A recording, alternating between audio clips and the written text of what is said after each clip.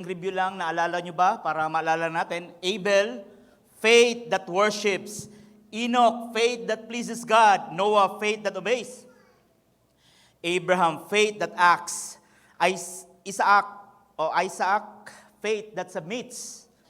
And Jacob, ang ating pag-uusapan sa hapon na ito, faith that transforms. Okay? Now, may mga katanungan doon. How did God transform Jacob? By the way, bago ang lahat, tayo po lahat tumayo at basahin po natin ang ating text. Isang text lang ito. Pero mamaya susundan po natin para mas maintindihan natin. Okay, ready? Say!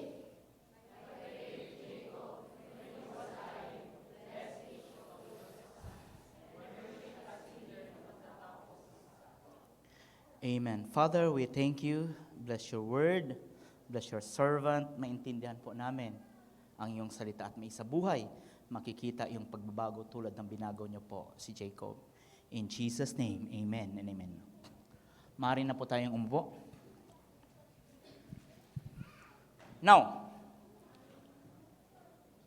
pag nabasa natin yan, hindi kaagad natin maintindihan kung ano yung faith na tinutukoy dyan. Paano nagiging faith yan?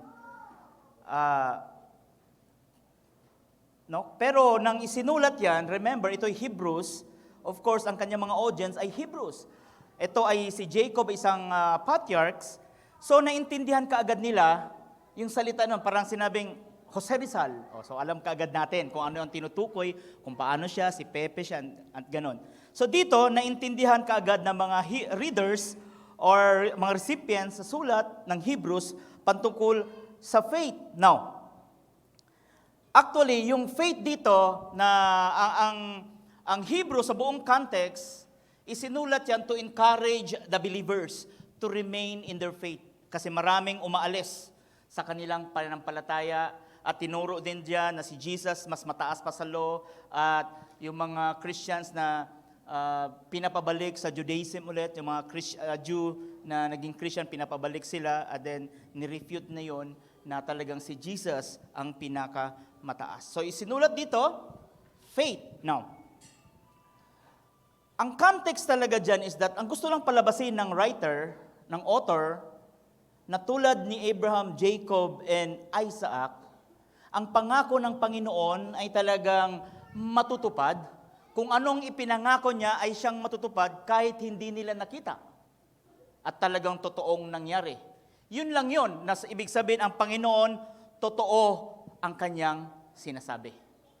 And then tapos na. Now, kung ipipreach natin yan, kung ganun lang, masyadong boring, paano ba natin maintindihan? Pero doon tayo sa isang bagay kung paano nabuo itong faith ni Jacob. Mas maintindihan natin kung paano binago ng Panginoon si Jacob.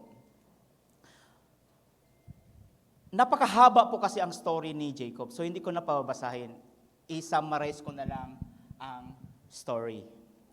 Napakakulay ang kanyang buhay. Unang-una, si Jacob, meron siyang twin brother, si Esau.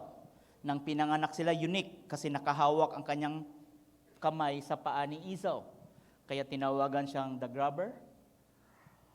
Now, pagkatapos ng lumakas sila, si Jacob, binabribe niya si Esau. Ibenta mo sa akin yung blessings mo, pakainin kita ng stew or lugaw. So ito naman si Esau, sige. Sabi niya, hindi naman yan magbabago. Ibinenta niya. So dinibdib yun ni Jacob.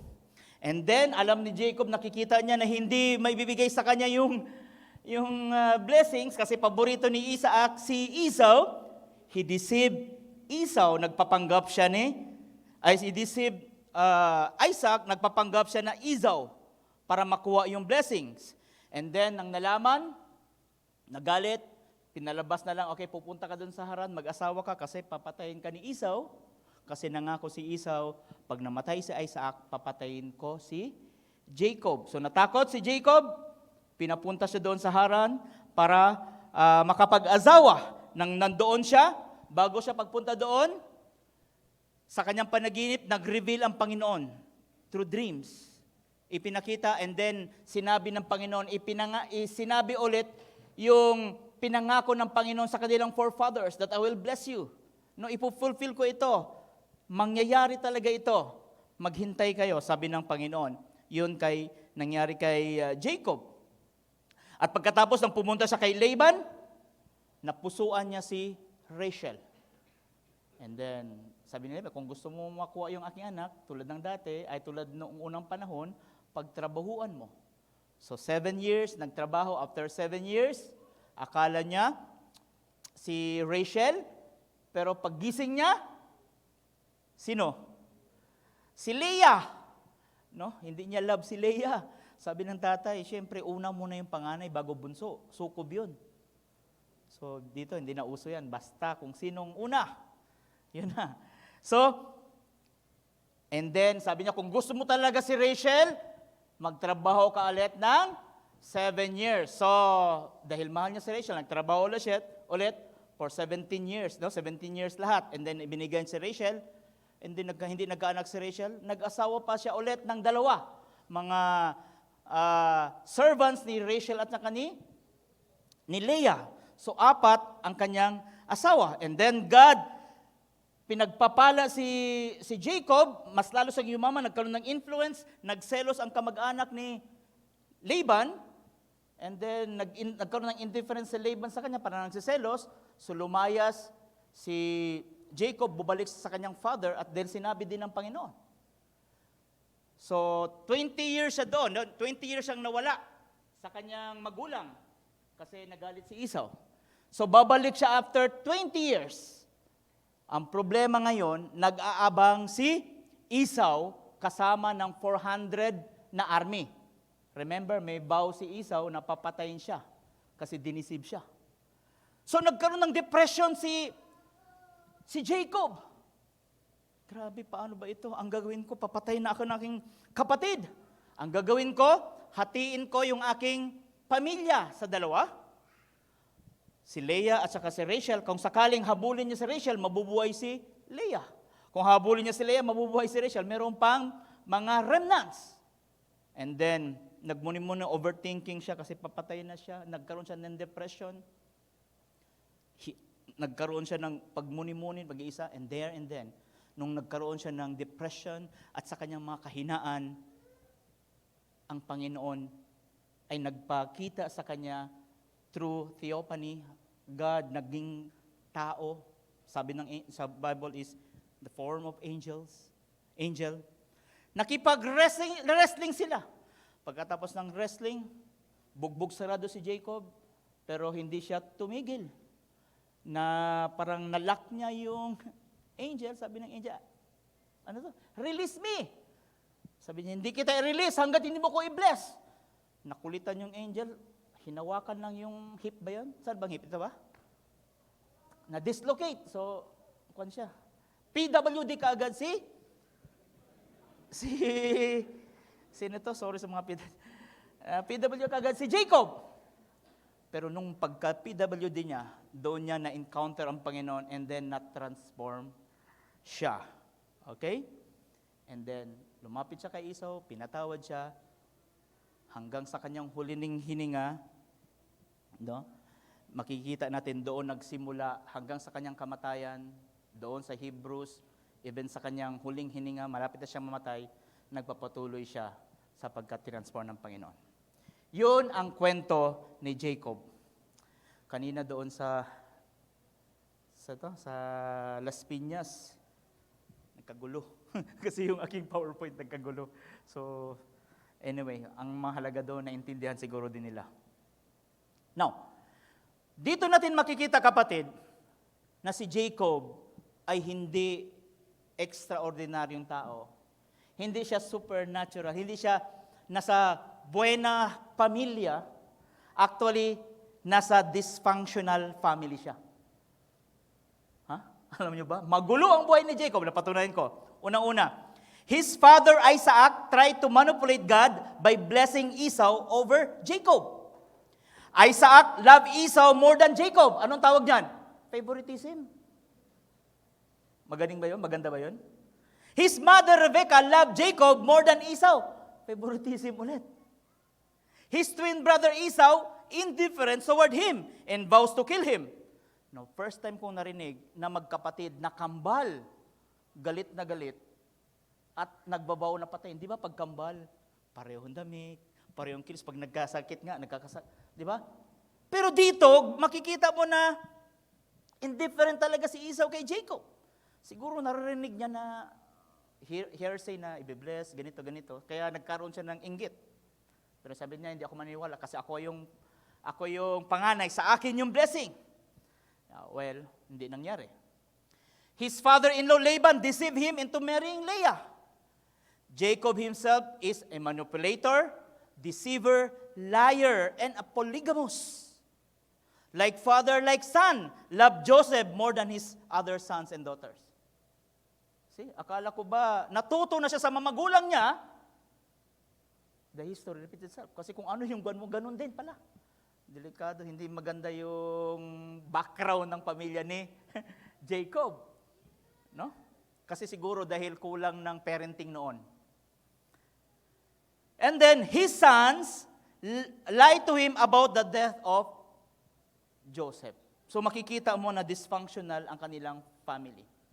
So ano ba pastor, paano ba natin makikita, paano ba binago ng Panginoon si Jacob? Unang-una, hindi natin patagalin. From being Jacob the self-centered man to God-centered man. Nung bata pa si Jacob, mapusok, dysfunctional, sunod sa layaw, and then, nung na-encounter niya ang Panginoon, he wrestled with God, na-dislocate, nagbago ang kanyang pananaw at nagbabago ang kanyang buhay. Now, ipakita natin kung paano binago ng Panginoon. Jacob, nang papunta siya doon sa Bethel, God reminds his promises, Abraham, Isaac, and Jacob. No, ito yung papunta pa siya. Nung pinalaya siya, nakatulog siya, nanaginip siya, at nag-reveal ang Panginoon sa kanya. And then sinabi ng Panginoon, there above it stood the Lord, and He said, I am the Lord, the God of your father Abraham, and the God of Isaac. I will give you and your descendants the land on which you are lying. Your descendants will be like the dust of the earth, and you will spread out to the west and to the east, to the north and to the south. All peoples on the earth will be blessed through you and your offspring. I am with you and will watch you over you. Whatever you go, I will bring you back to this land. I will not leave you until I have done that I have promised you. So ito yung pinangako ng Panginoon kay Abraham, ipinangako din kay Isaac, at ipinangako din kay Jacob. Sila yung the patriarchs. Ito yun, I swore to your forefathers. Now, paggising niya lang, kakapangako lang pa ng Panginoon, makikita mo kaagad yung pagka-self-centered ni Jacob. Now, tingnan mo ang kanyang panalangin. Then Jacob made a vow, saying,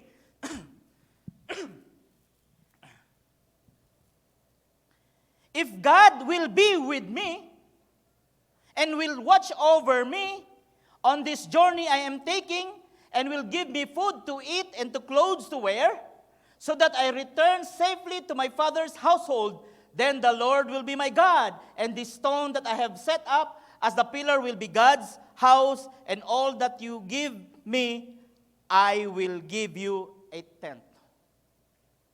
Makikita mo dito mga kapatid, ang kanyang panalangin ay self-centered. Me, my, and myself. If God will be with me, kung ang Panginoon sasama sa akin, no, ang Panginoon ang sasama sa kanya, sa kanyang journey, will watch over me, will give me, at kung makareturn ako sa aking Father na safe, then siya ang aking magiging Panginoon. At magpatayo ako ng bahay. At lahat ng ibibigay sa akin, magbibigay ako ng ikapu. Now, di ba ganun din ang ating panalangin tulad ni Jacob, self-centered? Lord, kung payamanin mo lang ako, maglilingkod talaga ako. Kung makapag-asawa lang ako, Panginoon, maging faithful talaga ako. Kung mabayaran lang aking mga utang, magbibigay talaga ako ng tithes. Or, Lord, kung magbigay ako ng ito, magbibigay ka ng ganito ha. Kung maglilingkod ako ng ganyan, magiging faithful ako. So kailangan i-reward mo ka. That is manipulation. Kapatid, makikita natin yung self-centered na prayer ni Jacob at yung he want to manipulate God. Ulitin ko. Sabi nito ni Bishop, sabihin ko ulit. We cannot manipulate God. We can only submit to God. Ibig sabihin, Lord, alam ko kaya mo akong i-bless. But kung hindi mo ako i-bless, still, I will remain faithful. Tulad ng turo ni Jesus, not my will, but your will be done. Kapatid, kumusta yung ating panalangin? Di ba? Baguhin po natin ang ating panalangin. Now, nang nangyari yun ang batang-bata Jacob, nang hindi pa niya na-encounter, although lumaki siya sa mga Christian homes or mga believers na naniniwala ng Panginoon, pero hindi talaga niya naintindihan ang Panginoon. Hindi pa niya na-experience talaga ang Panginoon. Paulit-ulit niya narinig yung salitang blessings, pero hindi niya na-encounter talaga ang Panginoon. Kaya ang kanyang panalangin, puro me, my, and myself. Mayabang. Now, 20 years after, nang bumalik na si Jacob at nakipag-wrestle siya sa Panginoon, and then dinislocate ng Panginoon ang kanyang sarili, ang kanyang hip, doon na transform si Jacob. In Genesis chapter 32, then Jacob prayed. Ito na ang kanyang panalangin. 20 years after Jacob encountered God. Then Jacob prayed, O God of my father Abraham, God of my father Isaac, Lord, you who said to me, go back to your country and your relatives and I will make you prosper. So kinote na niya ngayon ang pangako ng Panginoon. So hindi na siya nagko-quote ng anong out of context, kinote niya na ngayon yung pangako ng Panginoon. Very safe. I am unworthy of all the kindness and faithfulness you have shown your servant. Inaamin niya na ngayon na dahil sa kanyang pagyayaman, hindi siya karapat-dapat. Nakikita mo yung pagbabago? At tinatawag niya ngayong servant, although malaki na ang kanyang influence. I had only my staff. Lord, pinakita mo dito na He is the provider. Bakit nang pumunta siya doon sa Haran, staff lang ang kanyang gamit, ang dala. Pero nang pag-uwi niya, 2 grupo na. 12 na anak, napakarami. May mga servants na siya. And then makikita natin dito, Lord, save me. Naghahanap na siya ng protection kasi alam niya, papatayin or kakatayin na siya ni Esau. Nagpakita na siya ngayon, Lord, wala na siyang magagawa kung hindi tulong ng Panginoon. I prayed that the hand of my brother Esau, for I am afraid he will come and attack me. He prayed for protection. Jacob looked up and there was Esau coming with the 400 men. So nandun na. So he divided the children among Leah, Rachel, and the 2 female servants. He put the female servant and their children in front, Leah and her children next, and Rachel and Joseph in the rear. So gano'n nakaposisyon, ipauna mo niya mga babae kasi siyempre sa unang panahon, hindi nila kakatayin kapag may bata at babae. Pero makikita natin dito sa verse 3, he himself went on ahead. Pumunta siya ngayon, wala lang takot-takot. Bakit? Kumuha siya ng lakas na loob sa Panginoon. Kumuha siya ng lakas na loob sa Panginoon, went on ahead and bowed down to the ground 7 times and approached his brother. Makikita natin dito ang kanyang humility. Willing to die. Jacob. He was transformed. When? When he encountered God face to face. True transformation occurs when we encounter God in a very special way. Kapatid, kaya marami sa ating mga tinuturuan or disciple, sabi natin, Lord, bakit hindi pa ito nagbabago?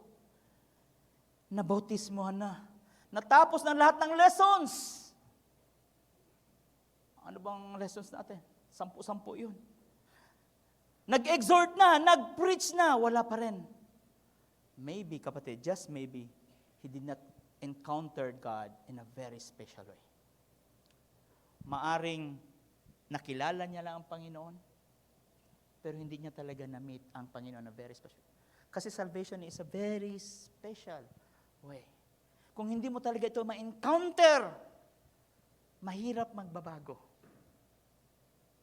Baka mas lalong malala ang buhay mo. Sana maintindihan niyo kung anong sinasabi ko. Kasi ang salvation is not by pumasok ka dito, nabautismohan ka, nakaumupo ka, anak ka ng mga kung sino-sino dyan. Pag hindi mo na-encounter ang Panginoon. At tumanggap naman ako, I received Jesus Christ, Lord and Savior. Pumikit pa nga ako eh. May naramdaman pa nga ako eh. Pero pag hindi mo na-meet si Jesus in a very special, walang mangyari.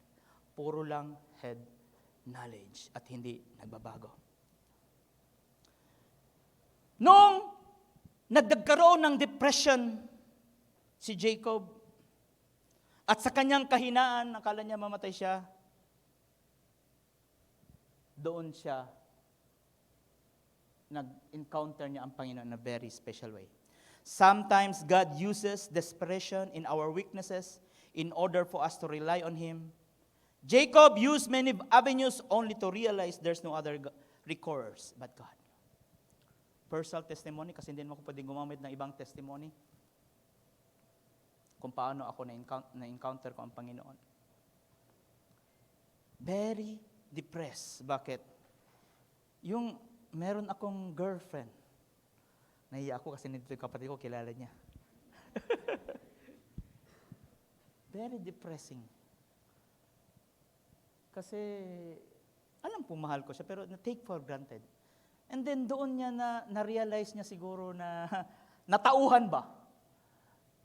Hindi niya ako pwedeng hiwalayin kasi parati ko sinasabi, alam mo, wala nang tatanggap sa'yo, ako lang tatanggap sa'yo, wala na mas ganito, wala nang tatanggap sa'yo, ako lang. Marumi ka na, hindi ka na pwedeng tatanggapin. Yun ang panakot ko sa kanya. Merong nagkagusto sa kanya. At yun, ang pinakasalan niya agad. So ako ang kanyang first boyfriend, yun ang pamalit, at nag-asawa sila. At dahil napaka-depressed, yes, natuto ako mag-drugs, mas lalo akong natutong mag-drugs doon. Wala na, pangarap ko, dati ganito, ngayon pangarap ko, magkaroon ng, part-time sa tricycle, kung meron ka, mag-drive na lang. Ganun. Kalimutan ko. Sunod. Ano nga yun? Very depressing. And then, nanood pa ako ng Titanic. Alam mo yung Titanic? Anong year ba yun? Doon yun. Ay, grabe. Tapos, ako lang mag-iisa sa barko, papuntang Maynila. Kasi umalis ako sa Zamboanga, kasi nasaktan ako sa Zamboanga. Umalis ako papuntang Maynila, ako lang mag-isa. Sumakay ng barko, walang pera. Tapos Titanic pa yung palabas. Sabi ko, sana mag-collapse na ito. Lumubog yung nandamay pa. Nandamay pa. And doon sa Manila, sa Eisenhower Tower, doon sa dito sa San Juan, may isang condominium diyan sa Eisenhower Tower, room 24. Diyan kami. Tapos drugs pa rin, ganun. Gusto ko na mag-suicide, gusto ko na tumalon, very depressing. And then bumalik ako sa Zamboanga, wala na. Parang wala nang pag-asa. And then meron nag-invite sa akin. At first time nag-Bible study si Bishop. And doon, isa lang ang verse, hindi pa connected. Sabi doon, 1 John 1:9. 1 John 1:12 ba yun? Hindi, John 1:12. As many who receive Him, to them He gave the authority to become children of God. One pa, translation pa ng Jehovah's Witness. Yung Bible ko, hindi ko alam na Jehovah's Witness yung aking Bible. Pero dahil sa depression, na-encounter ko ang Panginoon. Nung parang wala ka na pag-asa, hindi ka na parang hindi ka na tinatanggap sa iyong pamilya. Makapatid, galit sa'yo. Yung tatay mo parang ayaw na sa'yo. Wala na, si mama na lang mahal sa akin, ang nagmamahal sa akin. Then that's time, nung depression, na-encounter ko ang Panginoon in a very special way. And the rest is history. Hindi ko ibig sabihin na hindi ako nagkakasala. Pero masasabi ko, genuine ang akin conversion. Amen? Palakpakan po natin ang Panginoon. Si Jacob, genuine ang kanyang, makikita natin ang kanyang conversion. Kahit meron siyang pigado dito, pero makikita natin hanggang sa huli, even to the deathbed, siya ay nagpatuloy magpuri sa Panginoon. Second, from being Jacob the deceiver to Israel, the one who prevails with God. Nung na-encounter niya ang Panginoon, hindi lang binago ang kanyang buhay, binago ang kanyang pangalan. Di ba? Dati ang tawag sa iyo, ano to? Boy, chick boy, boy, tambay. Pero naging Christian na, boy, buang again. Ganun tayo, buang again ang tawag sa iyo. Binago pati ang pangalan ni Israel. So makikita natin, of course, kahit binago ng Panginoon, nakaranas pa rin siya ng consequence. Maaring petawarin tayo ng Panginoon, pero hinahabol pa rin tayo ng mga consequence. Well, kasi kung hindi siguro ako nagloko-loko, baka cum laude. Di ba? Pero ganun pa man. So ganun. He takes his own medicine. Laban deceived him. Diniceive din siya ng kanyang mga father-in-law. Hindi niya namahal si Leah. Pero si Leah, ginamit pa rin ng Panginoon kahit na focus lang ang kanilang pag-aasawa. Bakit? Si Leah nagkaanak na ang pangalan Judah, kung saan galing si Jesus. See, imagine, parang aksidente lamang, pero ginamit pa rin ng Panginoon. And then si Rachel, pinanganak si Joseph, and Benjamin. And Jacob, makikita natin, naranasan din ni Jacob kung paano ma-deceive nang niloko siya ng kanyang mga anak na sinabing patay na si Joseph. Napakasakit yun kasi mahal na mahal. Naintindihan niyo ba yung salitang mahal na mahal mo at biglang nawala? Tapos brutal yung pagkamatay? No, makikita natin dito kung paano ang kanyang maramdaman mo, ang kanyang trauma ng isang tatay. Jacob looked at the coat covered in blood and he said, "It's my son's robe. A fierce animal had devoured him. Joseph is without doubt torn to pieces." Then Jacob tore his clothes. He covered himself in sackcloth and he mourned. This went 4 days. And brothers began to think it would never end. And the scripture says, all his sons and all his daughters rose up to comfort him. But he refused to be comforted and said, "No, I shall go down to Sheol to my son mourning." For many years, ang trauma pagkapatay. Hindi ko alam kung kailan sila, ilang taon ang nakalipas. Kasi 147 siya na nakilala, nang nagkita sila. Napakatagal, grabe yung trauma. Kaya nga remember, nang kunin sa Benjamin, ayaw niya. Sabi niya, hindi. Kasi kung nakuha na nga si Joseph, kukunin pa itong bunso, baka hindi ko na makayanan. Kasi sila, dalawa naman yung anak ni Rachel. When the man, makikita natin dito, deceiver, ang kanyang pangalan. Okay, thank you. Mahirap talaga pag narrative kasi napakahaba kasi itong kwento ni Jacob kung saan napunta. Now, yun ang dating Jacob, the deceiver, manipulator, liar, self-centered. Nang na-encounter niya ang Panginoon sa isang iglap lamang. Sa Genesis chapter 32 verse 25, when the man, itong man is the angel. At sabi sa last verse, God, he see God face to face. Theophany, appearance of God in a form of man. When the man, God, saw that he could not overpower him, so imagine, hindi niya, kahit nabugbog sarado na si Jacob, nakakapit tuko pa rin siya. Maskulado kasi overnight yung grappling, wrestling. Sino ditong nag-grappling at saka wrestling? Sa karate. Ayan. Si Koy, judista daw yan. So nainis, hinipo na PWD si Jacob. so that he has wrestled with that man of man. Now question. Ito ang question.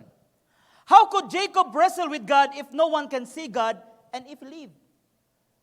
Di ba sabi sa Bible, ito ay Diyos, nakita niya face to face. Paano nakipag-wrestle si Jacob at hindi siya namatay? No one can see God. Pag nakita mo ang Panginoon, siya mamatay. Question number 2, why did God intentionally not defeat Jacob in wrestling? Kahit anghel pa yan, imposible hindi niya matalo si Jacob. Paano nangyari yun? Parang mahirap itong intindihin. Parang kung basahin natin, parang daanan na natin, hindi na talaga natin kayang intindihin kung bakit nangyari yon.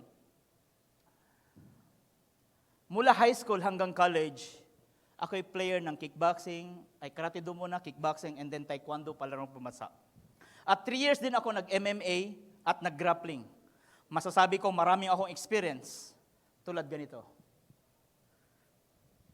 Marami akong experience sa grappling. Masakit, ang pagod, magkaroon ng cauliflower ang iyong tenga. Masakit. Marami akong experience, ganyan. Tapos sunod. Next. No. Ako experience itong tao, 45 years old na, si Johan 5 years old lang. Parang ganun ka-much. Paano masasabi na matatalo ako ni Johan? Di ba kalokohan yun? Sabi ng Genesis 32 verse 25, "Let me go, for it is daybreak." But Jacob replied, "I will not let you go unless you bless me." Ito ang tawag theophany, an appearance of God in human or created form. Christophany, a pre-incarnated appearance of Christ. Sabi ng mga scholars, si Jesus daw yun, naka-wrestle. No? So okay lang pala yung mag-MMA. Di ba? Okay lang pala yung mag-karate kasi ang Panginoon, nag-away sila, nag-violence nga, nag-dislocate pa nga eh. Now, yung Jacob wrestled with God is a foreshadowing of Christ. Makikita natin sa Philippians chapter 2 verse 6 and 9. Who being in a very nature God, did not consider equality with God something to be used to be his own advantage. Rather, he made himself nothing by taking the very nature of a servant, being made in human, and being found in appearance as a man, he humbled himself, becoming obedient to the death, even death on the cross. Yan ay anino ni Kristo. Ang tawag ko doon is a pure grace. Nagpatalo ako kasi alam ko kung ibibigay ko laking lakas, baka madurog si Johan. Pero kahit ibibigay ko, ayaw pa rin akong bitawan. That's why nagpakumbaba. Nagpakumbaba siya tulad ni Jesus, naging tao, servant, a picture in the Lord Jesus Christ. No? That's why pinalitan. At dahil doon pinalitan ang kanyang pangalan from Jacob the deceiver bilang Israel, God who prevails. Okay? Then the man said, "Your name will be no longer Jacob, but Israel, because you have struggled with God, and with human I have overcome." Jacob said, "Please tell me your name." But he replied, "Why do you ask my name?" Then he blessed him there. After the dislocation, he was totally changed. Sometimes God will dislocate or break us in order to become whole again. Nang na-dislocate si Jacob, doon niya nalaman na hindi siya nanalo, kundi pinagbigyan lang siya ng Panginoon. Ang tawag noon, grace.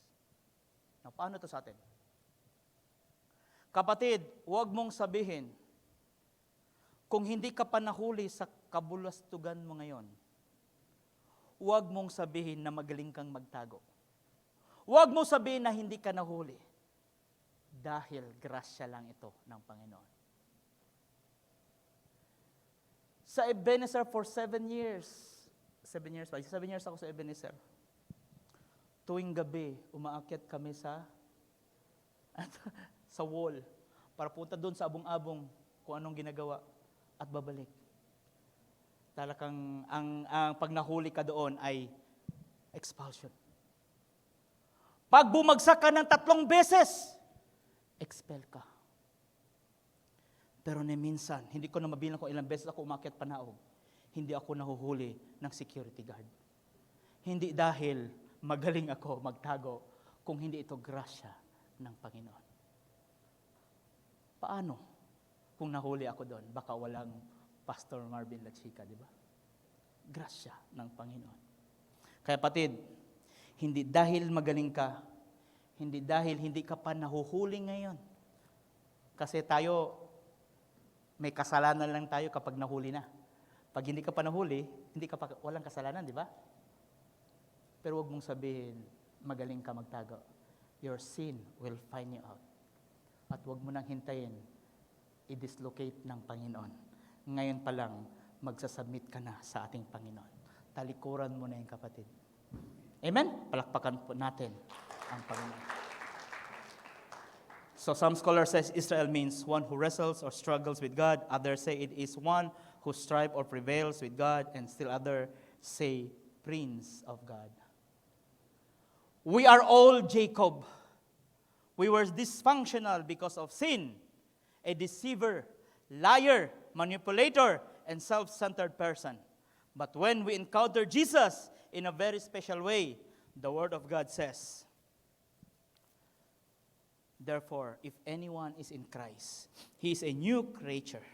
The old things pass away. Behold, new things has come. Amen?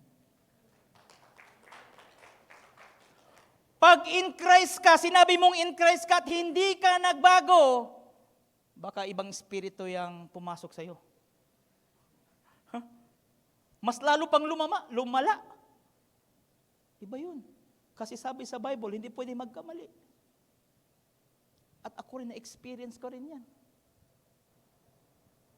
Kapatid, mga kapatid ko, nanay ko, something, mga classmate ko, nagbago tayo. Hindi man perfect, pero maikumpara mo talaga napakalaking pagbabago.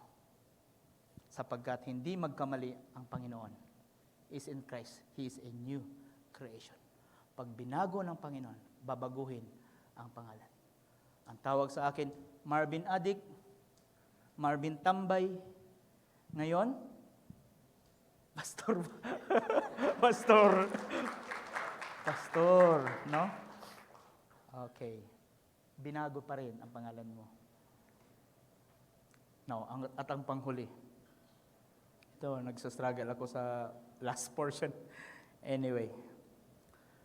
And lastly, ano yun? From being self-centered to Christ, God-centered. From being deceiver, Jacob the deceiver, to Israel. And lastly, from being Jacob the hungry for blessings to hungry for God till his dead death. Dati, si Jacob, blessings, me and myself. Puro blessings. Grabe yung pagpapala ng Panginoon. Hindi dahil magaling siya, dahil sa pangako ng Panginoon sa kanya. Sa kanila. Blessings, hungry for blessings. Kahit hindi niya nakilala ng Panginoon kung sino talaga siya, nang na-encounter niya ang Panginoon hanggang sa kanyang huniling hininga, nagiging uhaw siya sa Panginoon. Jacob spent his life grabbing the birthright, women, money, and property. Genesis 31:1, Jacob has taken away all that our father had. He has become rich with what had belonged to our father, sabi ng pamilya ni Laban. Kaya umalis siya. Mula sa kanyang grandfather Abraham hanggang sa kanyang ama sa Isaac, parating bukang bibig ang blessings. Masyadong na-highlight ang blessings. At nakaligtaan yung blesser. Blessings, blessings. Ito lang parate. Uhaw sa blessing. Kahit anong paraan, makuha niya lang ang blessings. Kahit hindi siya masyadong nagpapagod, pinagpapala siya. Diba? Grabe yung influence, puro blessings, puro blessings. Walang bukang bibig ang Panginoon, puro blessings. Nakaligtaan niya ma-experience ang Panginoon, Diyos sa kanyang buhay. Then makikita natin dito, nang binago ng Panginoon ang kanyang buhay, by faith Jacob, when he was dying, blessed each of the Joseph's son and worship as he leaned on the top of his staff. Genesis 48. Now the eyes of Israel, Jacob. Ito yung sa Hebrews chapter 11 verse 21, ito yung kwento niya, no, sa Genesis 48. Now in his eyes of Israel or Jacob were dim or dying deathbed with age, so that he could not see. So Joseph brought them near him, and he kissed them and embraced them. And Israel stretched out his right hand and laid it on the hand of Ephraim, who was the younger, and his left hand on the head of Manasseh, crossing his hand, for Manasseh was the firstborn. When Joseph saw that his father laid his right hand on the head of Ephraim, it displeased him, and he took his father's hand to move it from Ephraim's head to Manasseh's head. And Joseph said to his father, "Not this way, my father, since this one is the firstborn. Put your right hand on his head." But his father refused and said, "I know, my son, I know. He also shall become a people, and he also shall be a great. Nevertheless, his younger brother shall be greater than he, and his offspring shall become a multitude of nations." So he blessed. Now, para maintindihan natin kung anong kwento, ganito po ang nangyari. Malapit nang mamatay, 147 na si Jacob, malapit na, hindi niya na sinabi sa kwento, hindi na niya maitaas niya, sumandal na siya sa kanyang staff. So sabi ni Jacob, instead na i-bless niya ang kanyang anak, no, sa 12 tribes, ang i-bless niya ay ang kanyang mga apo. Pero para matuloy yung continuity na dapat yung anak, inampun ni Jacob si Manasseh at saka si Ephraim. Si Manasseh yung panganay, si Ephraim yung bunso. At the principles ng unang panahon, the principle of the firstborn, ang dapat talaga ibigay yung blessing sa panganay. Kung panganay ka, right. Kung bunso ka, kaliwa. So pwinesto ni Joseph si Manasseh sa kanan. At pwinesto ni Joseph si Ephraim sa kaliwa kasi bunso. But nagtaka siya, nag-crossover si Jacob. Kahit na hindi niya na makita, ginaid pa rin siya ng Panginoon. Ito'y nagalit si Joseph. Bakit? Hindi, dapat itong panganay. Dapat ganito.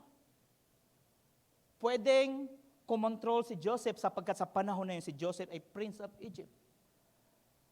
Inampun lang sila ni Joseph doon. Malakas ang boses ni Joseph doon. But still, hindi nagpatinag si Jacob. Natuto na siya.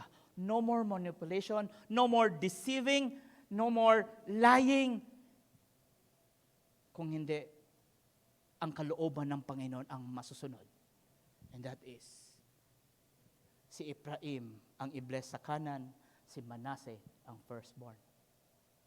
When Jacob blessed the sons of Joseph, Ephraim, and Manasseh, he learned his lesson well. He doesn't care. Even Joseph was angry and dissatisfied for crossing his hand. This time, without deception, manipulation, he obeyed God fully. Hindi na siya matakot. Total, malapit na rin siyang mamatay. 146. Nothing to lose, sabi niya. From Jacob taking and blessing, this time to giving the blessing. Makikita natin dito, even sa kanyang huling hininga, nagpapatuloy si Jacob na magpuri, worshiping God. Now, kapatid, maganda talaga ang aabutan tayo ng pagbabalik ng Panginoon or sa ating kamatayan. Naglilingkod tayo hanggang sa ating huling hininga. Karamihan sa atin, sa Sunday school lumaki, nagiging yung teenager, nagiging chosen gen, nagiging aro, nagkasyota, nag-asawa, nagkatrabaho, at hindi na nagpapakita sa simbahan. Kapatid, makikita natin dito, kahit sa ating huling hininga, tayo'y maglilingkod sa ating Panginoon. At doon na-transform si Jacob dahil sa pananampalataya na ibinigay ng Panginoon sa. Now, makikita natin na si Jacob ay hindi siya extraordinaryong tao. Isinulat diyan upang magbigay sa atin ng aral na pwede tayong magiging matransform tulad ni Jacob. Kahit ano pa ang nangyari sa'yo, ano pa ang nakalipas mo, ano pa ang pinagdadaanan mo.